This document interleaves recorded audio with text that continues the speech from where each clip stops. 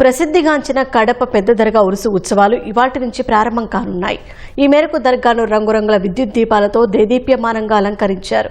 విద్యుత్ కాంతుల నడుమ పెద్ద దర్గా దగదగలాడుతోంది. ఇవాళ ఉరుసు వేడుకను ఘనంగా నిర్వహిస్తారు. శుక్రవారం 81వ జాతీయ ఉర్దూ కవి సమ్మేళనాన్ని నిర్వహిస్తారు. ఉరుసు ఉత్సవాలకు కేవలం 2 తెలుగు రాష్ట్రాల నుంచే కాకుండా కర్ణాటక, తమిళనాడు, మహారాష్ట్ర నుంచి భారీ సంఖ్యలో భక్తులు హాజరవుతారు. భక్తులకు ఎలాంటి అసౌకర్యం కలగకుండా ప్రభుత్వ అధికారులు అన్ని రకాల ఏర్పాట్లు చేశారు. భద్రతా ఏర్పాట్లను ఎస్పీ స్వయంగా పరిశీలించి దర్గా నిర్వాహకులతో మాట్లాడారు. ఉరుసు ఉత్సవాల్లో భాగంగా బుధవారం రాత్రి దర్గా పీఠాధిపతి ఆధ్వర్యంలో గంధం కార్యక్రమం కన్నుల పండుగగా సాగింది. ప్రముఖ సంగీత దర్శకులు ఏఆర్ రెహమాన్ ప్రతి ఏడాదిలానే గంధం కార్యక్రమంలో పాల్గొన్నారు. ఇవాళ ప్రభుత్వ ఆధ్వర్యంలో దర్గాలో పూల చాదర్ సమర్పిస్తారు.